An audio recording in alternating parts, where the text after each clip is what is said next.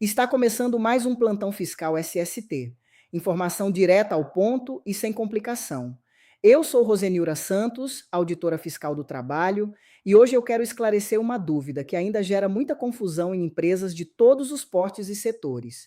O que são, de fato, os riscos psicossociais relacionados ao trabalho? Essa pergunta parece simples, mas a resposta ainda está sendo compreendida de forma equivocada por uma parte significativa das empresas brasileiras. E isso tem consequência direta na qualidade do PGR, na forma como o PCMSO é estruturado e no que a fiscalização do trabalho vai verificar quando chegar. Então vamos colocar isso no lugar certo. Primeiro ponto: o que os riscos psicossociais não são? Quando muitas empresas ouvem esse tema, a primeira reação é montar um programa de bem-estar. Oferecer meditação, criar um aplicativo de saúde mental, colocar um psicólogo de plantão. Isso pode ser uma boa ação. Mas não é gerenciamento de risco psicossocial relacionado ao trabalho. São coisas diferentes. O risco psicossocial não é uma questão individual do trabalhador. Não é sobre como cada pessoa lida com a pressão. Não é sobre personalidade, resiliência ou estilo de vida. O risco psicossocial está nas condições de trabalho, está na forma como o trabalho é organizado, está nos fatores da atividade que têm potencial de causar lesão ou agravo à saúde. Essa distinção é fundamental e está expressa no manual do MTE sobre GRO e PGR, que orienta a aplicação da NR1. A avaliação dos fatores de risco psicossociais não trata de verificar sintomas individuais, não trata de medir a sensação do trabalhador, não trata de identificar sinais biológicos. Ela trata de verificar as condições de trabalho às quais o trabalhador está submetido, de identificar fatores da atividade que são estressores, de avaliar aspectos organizacionais e ambientais. Perceba a diferença. O olhar não é para o trabalhador como problema, o olhar é para o trabalho como fonte de risco. Segundo ponto, o que a norma inclui nesse conceito? A NR1, no subitem 1.5.3.1.4, determina que o gerenciamento de riscos ocupacionais deve contemplar todos os riscos, e entre eles, de forma expressa, estão os fatores de risco psicossociais relacionados ao trabalho. Isso não é uma recomendação, é uma obrigação do GRO. E a NR17 entra aqui de forma direta, porque é ela que estabelece os métodos e requisitos para a avaliação ergonômica, incluindo a gestão dos fatores de risco psicossociais. O item 17.4.1 da NR17 determina que a organização do trabalho deve ser considerada na avaliação ergonômica. E o que é organização do trabalho? É a forma como as tarefas e atividades são estruturadas, distribuídas e coordenadas dentro do ambiente de trabalho. Inclui normas de produção, ritmo de trabalho, exigência de tempo, conteúdo das tarefas, relações hierárquicas, modalidades de comando e relações de poder. Quando esses elementos estão mal estruturados, quando geram sobrecarga, insegurança, conflito ou humilhação, eles se tornam perigos psicossociais. E perigos psicossociais, quando não controlados, geram riscos reais de agravo à saúde do trabalhador. Terceiro ponto, exemplos concretos do que isso significa na prática. Não estou falando de trabalhador sensível ou de personalidade frágil. Estou falando de metas de produção fixadas acima da capacidade operacional real.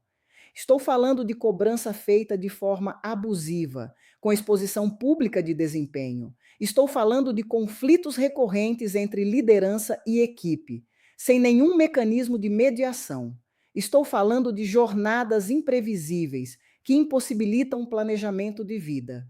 Estou falando de trabalhadores sem clareza sobre suas responsabilidades, sem saber o que se espera deles e cobrados por resultados, sem os meios necessários para entregá-los. Estou falando de ambientes onde quem levanta um problema é visto como fraco ou problema. Isso é organização do trabalho, gerando risco psicossocial. E a empresa precisa identificar isso. avaliar o risco e adotar medidas de prevenção.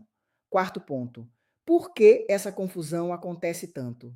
Uma parte das empresas ainda trata o tema como se fosse exclusivo da área de saúde mental ou exclusivo de programas de qualidade de vida. Outra parte ouve risco psicossocial e imediatamente pensa em assédio moral. E só nele. O assédio moral é um fator de risco psicossocial, mas o conceito é muito mais amplo do que isso. A ISO 45003, que trata especificamente da gestão de riscos psicossociais no trabalho, classifica esses perigos em três grandes grupos: aspectos de como o trabalho é organizado, fatores sociais no trabalho e o ambiente de trabalho com equipamentos e tarefas que apresentam risco. Ou seja, o tema abrange desde a forma como as funções são distribuídas até o nível de suporte que a liderança oferece à equipe, passando pela previsibilidade das condições de trabalho e pela qualidade das relações no ambiente organizacional.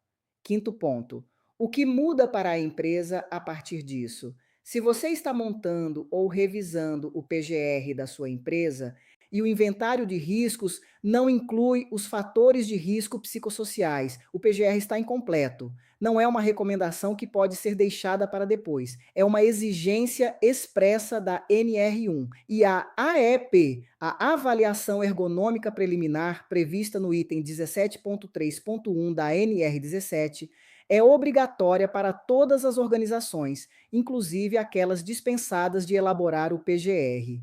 Isso significa que mesmo a empresa dispensada de PGR tem que fazer a avaliação ergonômica, tem que considerar os fatores psicossociais nessa avaliação e tem que adotar medidas de prevenção. A dispensa de PGR não é dispensa de GRO, e não é dispensa de ergonomia, e não é dispensa de gerenciar os fatores de risco psicossociais. Quando um auditor fiscal chega numa empresa e abre o GRO, ele vai verificar se os perigos foram identificados de forma completa, se os fatores de risco psicossociais relacionados ao trabalho estão inventariados, se foram avaliados com critério, se há medidas de prevenção definidas, se essas medidas são acompanhadas. Um inventário de riscos que não menciona nenhum fator psicossocial numa empresa com histórico de afastamentos por transtornos mentais ou com indicadores de absenteísmo acima da média do setor, vai levantar questões sérias durante a fiscalização. Porque a coerência entre o que a empresa declara no documento e o que se encontra na realidade do trabalho é exatamente o que a inspeção do trabalho busca. Se você sair deste episódio com uma ideia só, que seja essa: risco psicossocial não é tema de bem-estar, é tema de gestão de risco ocupacional e está no GRO.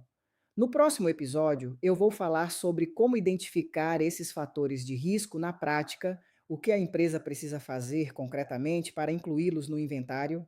Eu te espero no próximo Plantão Fiscal SST.